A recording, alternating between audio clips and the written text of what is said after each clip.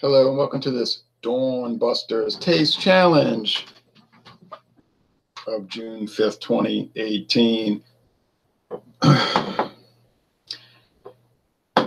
Hey, well, it's Albertsons Kentucky American blended whiskey, all right, aged in oak barrels.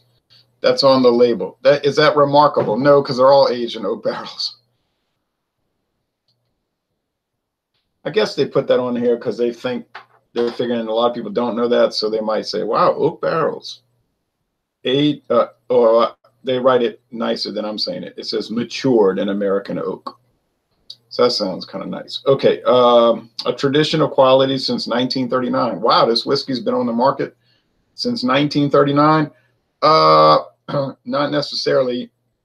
Albertsons grocery chain, and started with one store, was founded in 1939. Okay, so now it's part of Super Value, Safeway, Jewel Osco, Vaughn's, not Vaughn's, Bonds.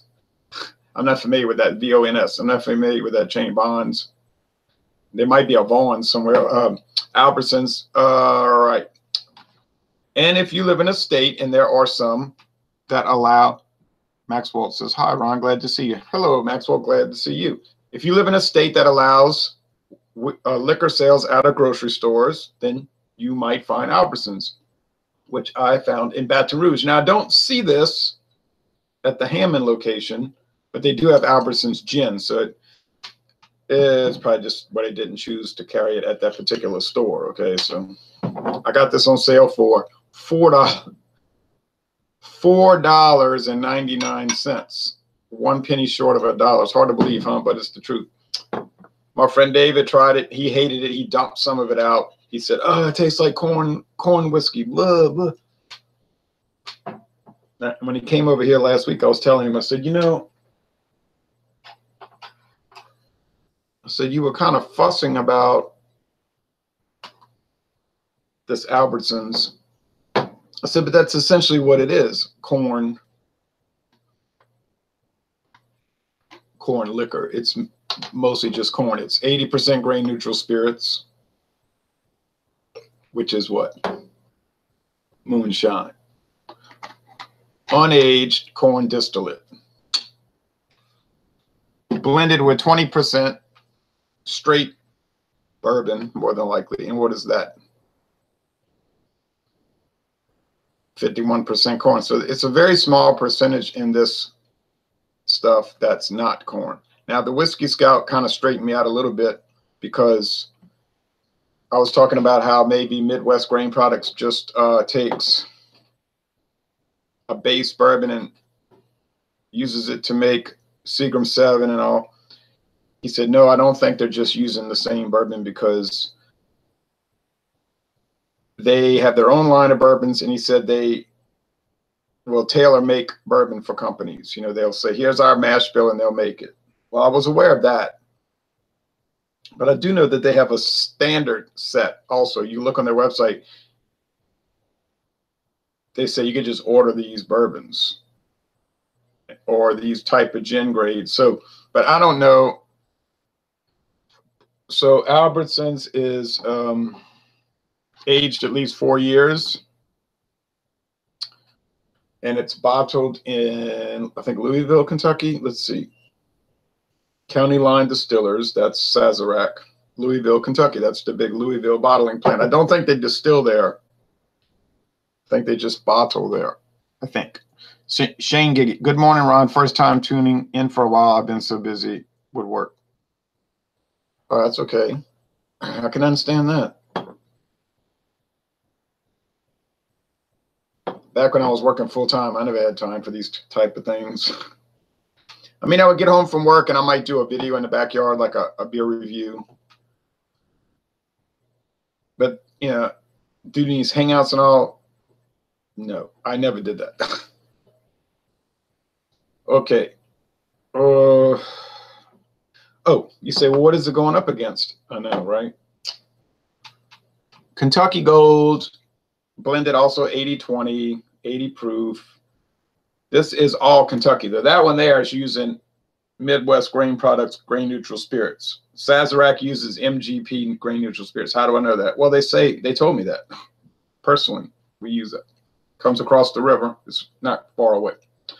But Kentucky Gold is Kentucky blended whiskey, not American blended whiskey. Kentucky, that means it has to be distilled in Kentucky. And then it's blended and bottled by Quality Control Distilling Company of Bardstown, Kentucky. In other words, Heaven Hill. But this is aged 3 years. It says right on the back. Aged 36 months. Okay. In what? American oak.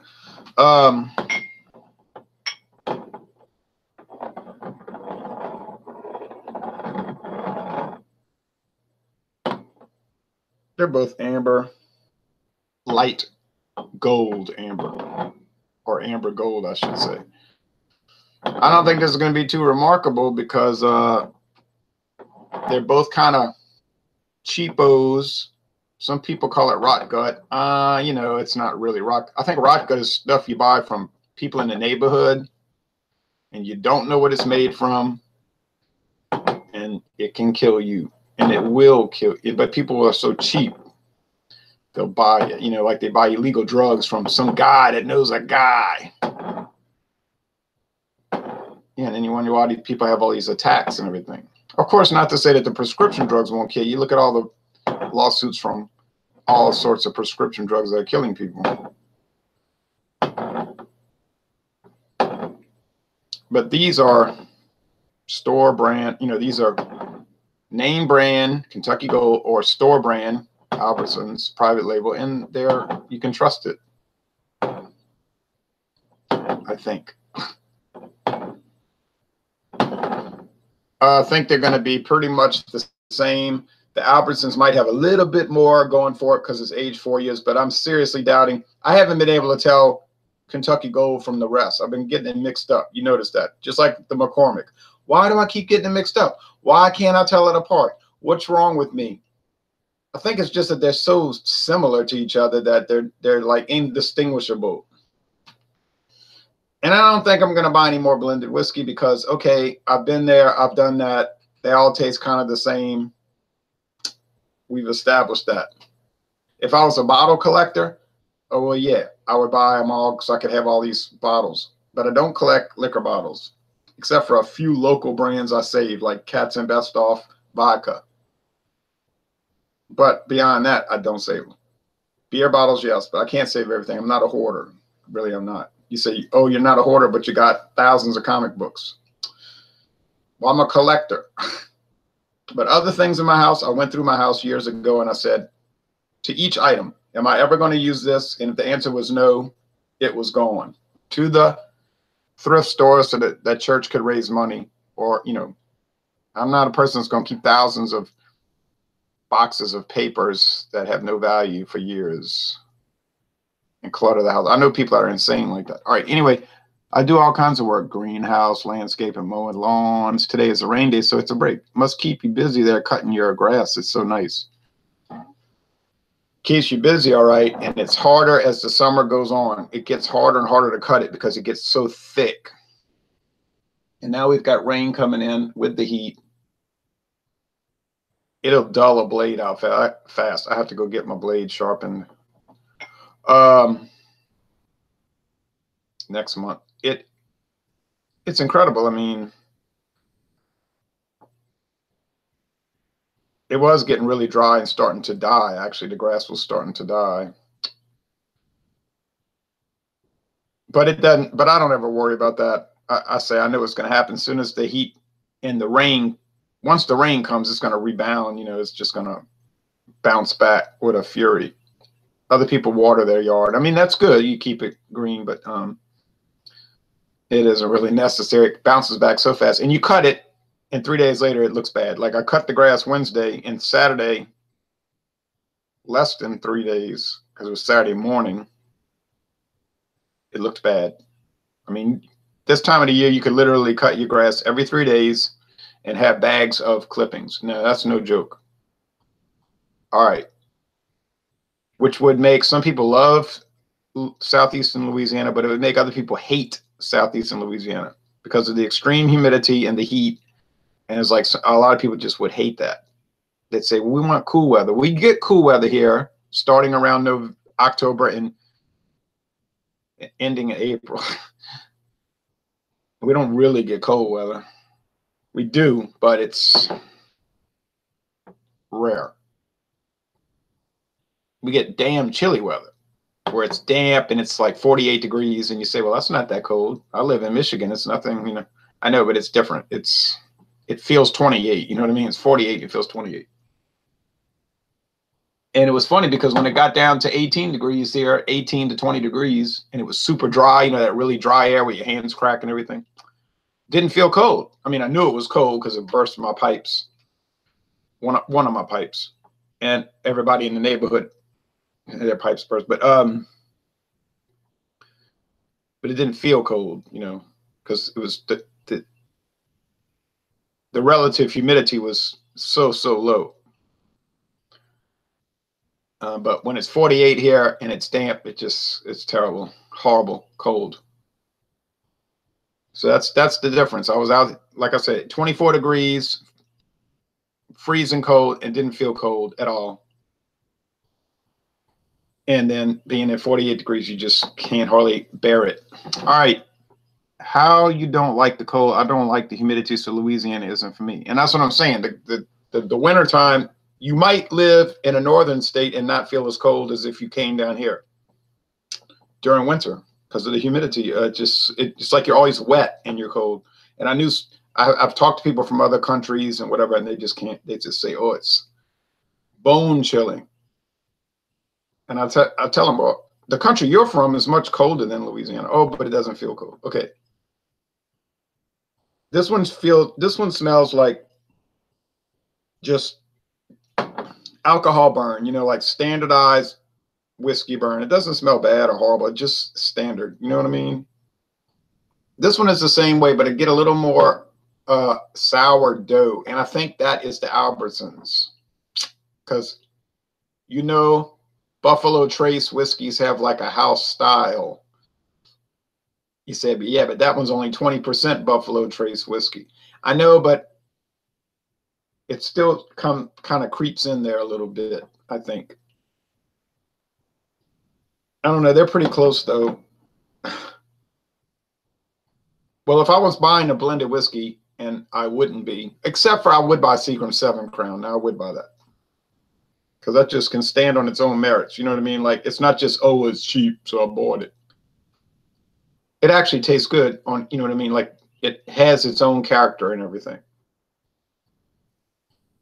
These have their own character, but it's so, like, faint of a character. You know what I mean? It's so narrow. You don't.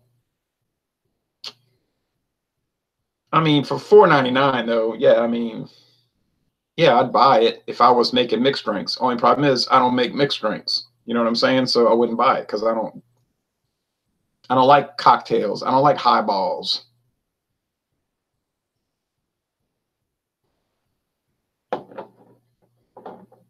It's just, I don't like them. I don't hate them. I'm not opposed to it. I don't look down on people that drink highballs. Like, look at those people drinking mixed drinks.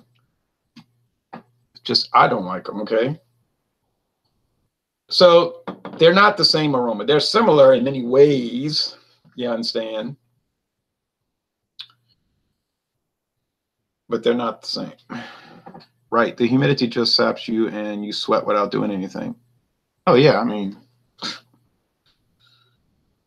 when my air conditioner was broken Thursday and I had to sleep with the windows open, and I mean, it was just like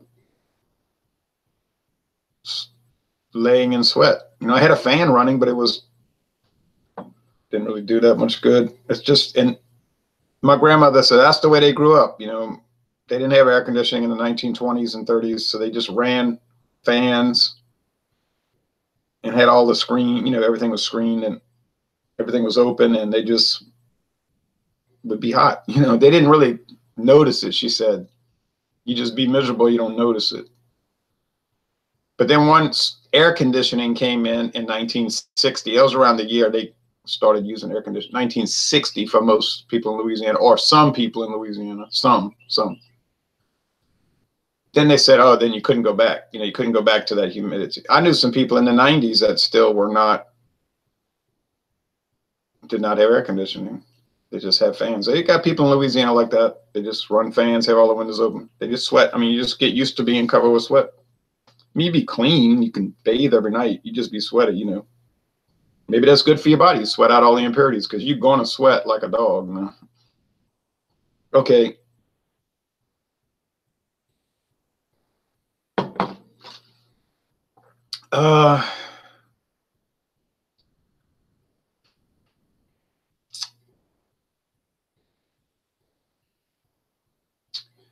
It tastes like just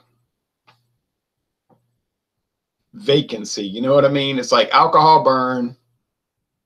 You can't really say corn because it's just like standardized whiskey flavor, but a very flat taste. An experience or an exploration of nothingness. Now, does that make sense?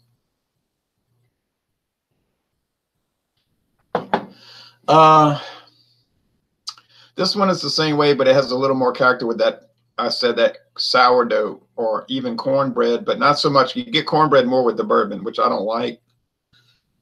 John and Neely said, I'm going to convince you to like bourbon, I think. And I say, no. Or I'll try them all. Of course, I'll try them, you know. The expensive ones, they're all very good. Most of them are very, very good. I just don't like them. I've had enough yellow. I mean, I just don't want to drink yellow grits. I just, yeah. That's what I think when I sip on bourbon. Yeah. But that Canadian blended whiskey and that Scotch, I could sip, you know, I don't get any bad notoriety. You know what I mean? I don't get any bad notes.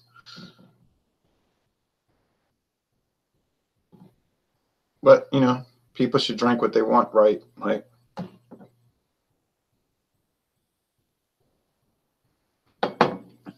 you might say, well, if you don't drink bourbon, you're not with the in crowd. Whoever said I wanted to be with the in crowd? Try Old Charter. Yeah, I'm sure it's very good. I've heard so many good things about Old Charter.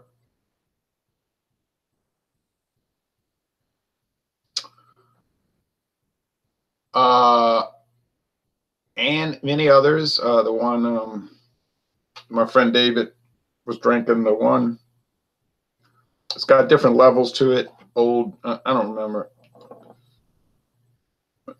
They're all good. I'm not saying they're not good. I just don't like them.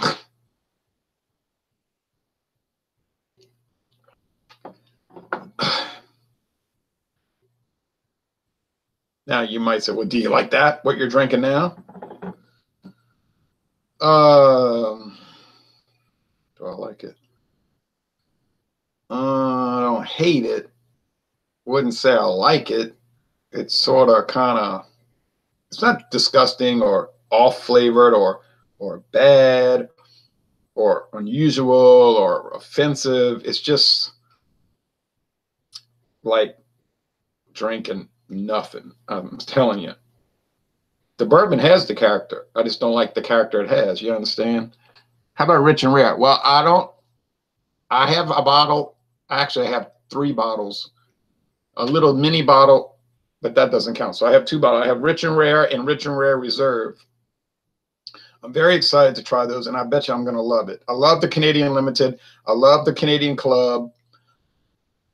I love the Canadian Leaf. I love the Crown Royal, which I don't have a bottle. I just tried some. I did not love the VO Canadian, the VO, Seagram's VO, because it was dull. It didn't taste bad. It's kind of like what I'm drinking here. It's just dull, dull, dull. I love the VO Gold, though. The 8-year age, that one had a lot of character. And so many whiskeys blended in. So many varieties. So, oh, yeah, you know, those are great. I mean, those kill these things that I'm drinking today. This is a joke compared to the ones I'm talking about. Other people think Canadian whiskey is a joke. I mean, they would say, oh, not that stuff. I could write a book on how I hate, you know, well, that's fine. You know, you don't have to drink it. I'm just telling you, to me, I like it. Compare them to Canadian Limited. I think Rich and Rare comes out on top. I am definitely planning to do taste challenges. So, yeah, I have Rich and Rare. So I do want to do those. I did the bourbon taste challenges. I mean, you know, I started getting a really good handle on the flavors. You saw those taste challenges. I was able to tell them apart almost every time. And I've got a lot left. I've got to drink all the 10 High. I've got to drink the rest of the Jack Daniels. I got to drink the rest of the Jack Daniels Green Label. I got to drink the Kentucky Gentleman, not Gentleman, Kentucky Tavern, I mean to say. I got to drink all of that stuff. Old Crow. It's all good. I'm not disparaging the quality of it whatsoever. Kentucky Tavern is a fantastic value. You can get a liter bottle that sounds like a chime when you tap it. And it's super high quality bourbon, in my opinion. I just don't like it. You understand what I'm saying? I don't like it because I don't like that style of whiskey. I don't like bourbon whiskey. But it's very well made, and it's a great value. No. I don't like Seagram's VO either. Yeah, it's just dull. It's not bad. But they're honest. On the website, it tells you, well, they're like kind of like warning you. Well, this was really designed as a mixer. What does that mean? Well, it's dull like this. Don't expect a lot because you ain't going to get a lot.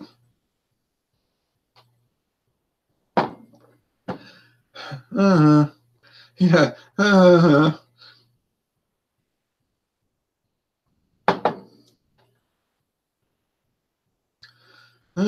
Now, you might say, well, what if they didn't put the flavoring in Canadian Limited? I bet that would be damn dull. I bet it would be. I'll concede that point. Why are they adding flavoring to Canadian Limited? Well, because you know why? It's dull without it. Are they being honest about it? Well, yeah, it tells you right there in the bottle with natural flavors added. Buy it or don't buy it. For $7.42, I bought it. Do I like the natural flavors? I do. Whiskey Scout did not. That doesn't make him wrong or me right or vice versa. It's just I liked it. He didn't. That's how that works. See? Now, is he angry at me now and not talking to me? No. Am I angry at him and not talking to him? No. Is he obligated to like what I like? No. Am I obligated to like what he likes? No. Do we have fun hanging out together and talking about whiskey? Yes. See? I am fond of Seagram's VO, very solid whiskey. Okay, now see, he likes it. Robert likes it. Does that make him my enemy? No.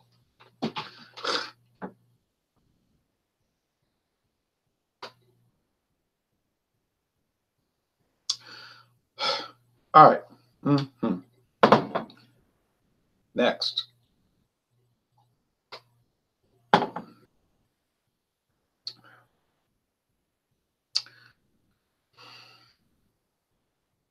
I think the one here is better, but it's not much better. And I don't care. I would still buy the one that's cheaper, $4.99. Because if you're buying nothing versus nothing, right? Why not just pay the cheapest price? I know I would. Would I pay more for a Seagram's 7 Crown? Well, yeah, because it's way better. So, of course, I would pay more.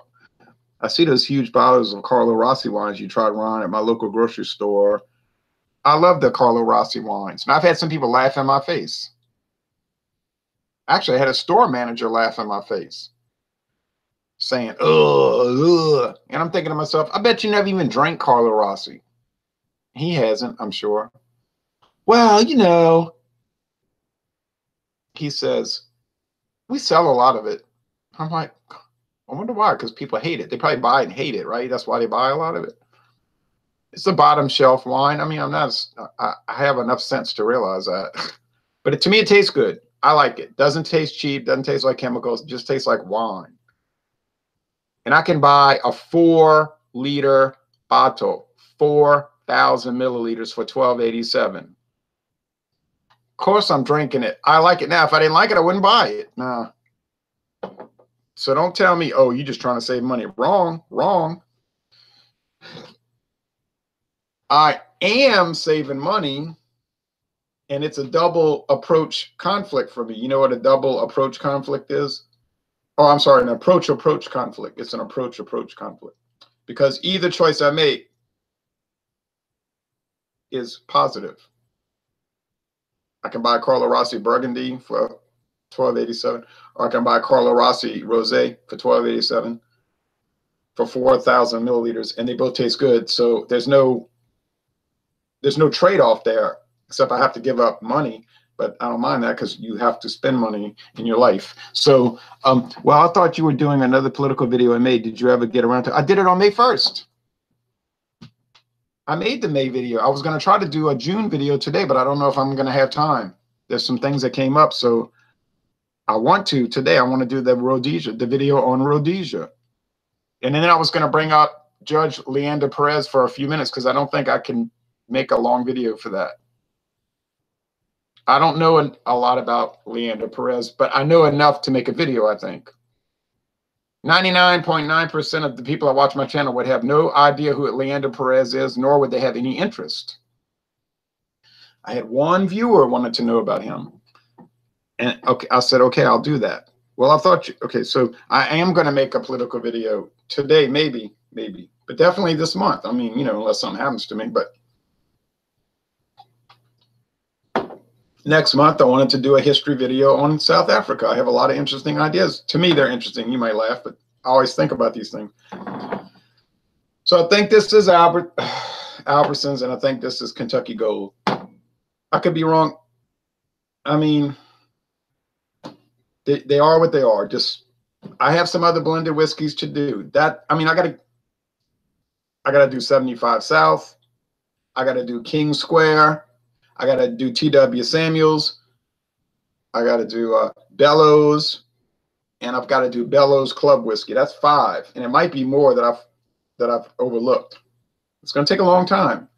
Am I expecting to enjoy those any more than these? No. I think it's going to be the same humdrum stuff, but I bought them, and I'm going to deal with them, and that's the way it is.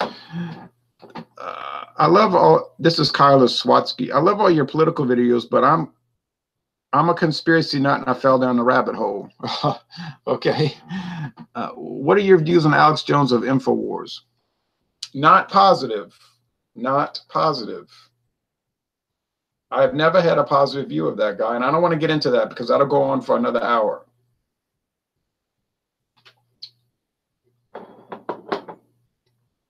But they are not, my idea about my attitude toward him is not positive whatsoever.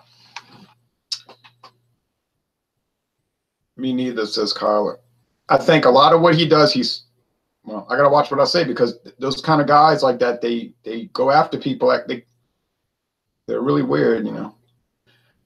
Let me say it like this. I think a lot of people that do those kind of channels, and I'm talking about a lot of people, they steal their content from the Lyndon LaRouche group. What is it? Executive Intelligence Examiner or Executive Intelligence Reporter, I think it's called. You see, because like LaRouche, who's still alive,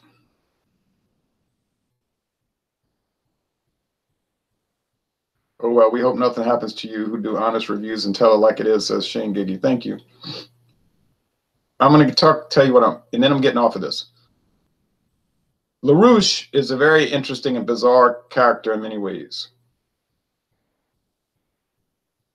And he has a group of followers who are, you know,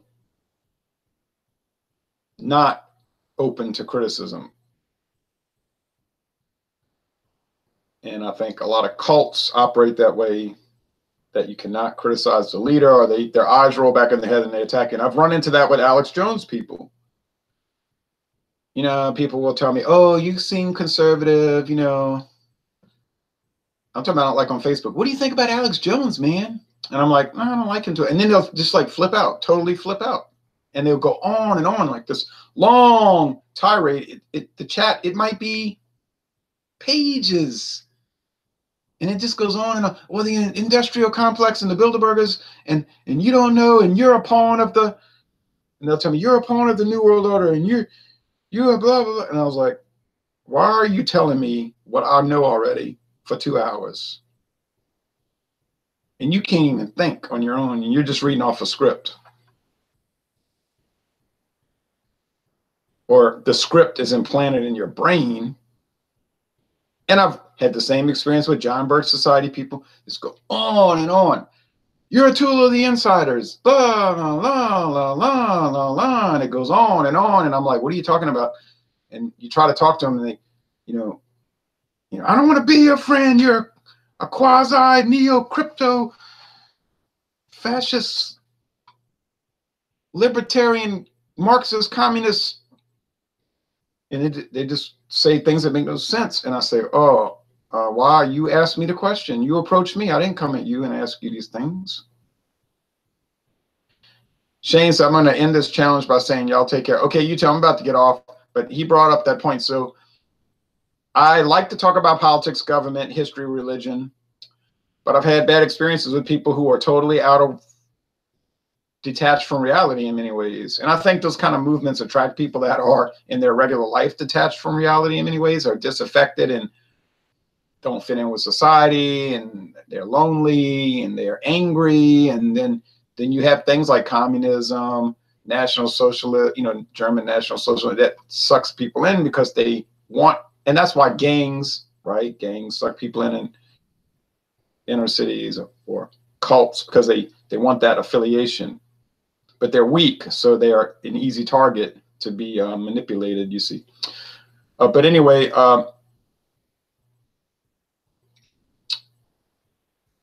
let's look at the